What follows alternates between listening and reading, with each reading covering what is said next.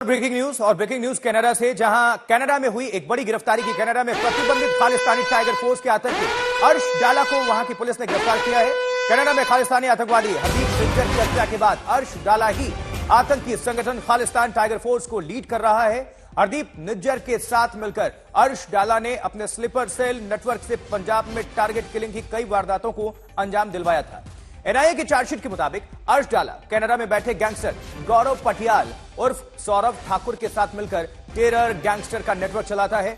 अर्श डाला का network Canada, America, Dubai, Europe, Philippines, Thailand, middle east तक फैला हुआ है। अर्श डाला पाकिस्तान से ड्रोन के जरिए पंजाब में हथियारों की तस्करी करवाता था। केटीएफ यानी खालिस्तान टाइगर फोर्स को सरकार ने प्रतिबंधित आतंकवादी संगठनों के लिस्ट में डाला हुआ है। खालिस्तान टाइगर फोर्स का गठन जगतार सिंह उर्फ तारा ने 13 मार्च साल 2011 को किया था। अर्श डाला के बारे में खास बात यह है कि वो लॉरेंस बिश्नोई गैंग के विरोधी बम्बीहा गैंग से जुड़ा हुआ है। तो इसकी क्राइम कुंडली भी साथ साथ दिखा रहे हैं। मार्च 2021 डेरा सच्चा सौदा के अनुयायी मनोहर लाल की हत्या में वांटेड रहा है। ये तस्वीर भी साथ साथ। मोगा में कांग्रेस नेता बलजिंदर सिंह की हत्या का आरोप, कई हत्याओं में इसका नाम सामने आया, कई अपराधों में ये वांछित है। अरविंद ओझा हमारे संवाददाता, हमारे सहयोगी जुड़ चुके हैं। अरविंद, ये जो खबर हम दिखा रहे हैं इसको विस्तार दीजिए, किस तरह से कनेक्शन सामने आया, इसकी गिरफ्तारी और जो भी कड़ियां जुड़ रही हैं उसको लेकर अपडेट।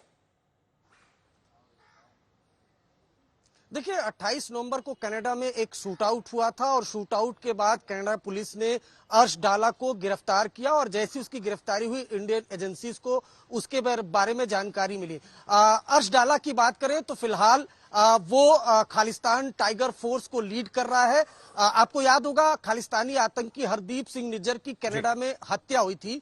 हरदीप सिंह निज्जर के साथ मिलकर अर्श डाला पंजाब में लगातार टारगेट किलिंग की वारदातों को अंजाम दिला रहा था। एनआईए से वांटेड है। भारत सरकार ने उसे अर्श डाला को आतंकवादी घोषित कर रखा है।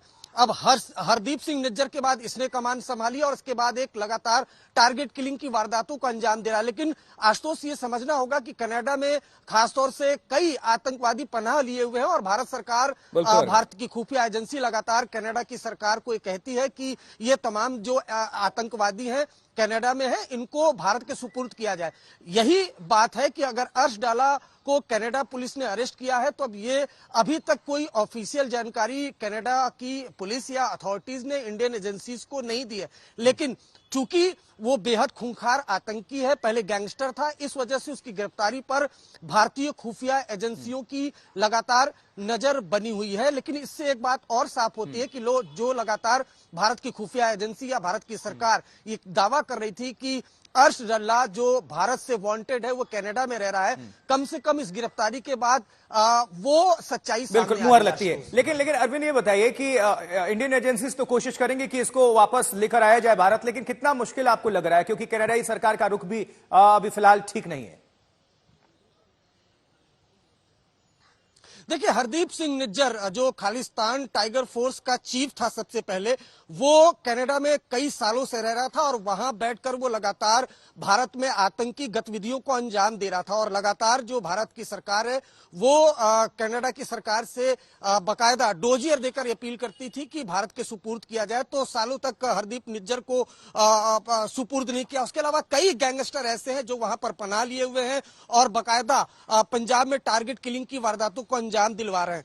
तो हाल फिलहाल की जो गतिविधियां कनाडा में हुई उसको देखकर तो लगता नहीं है कि जो कनाडा की सरकार या कनाडा की पुलिस है वो भारत से कोई सहयोग करेगी। अभी तक कोई ऑफिशियल जानकारी भी नहीं दी गई है।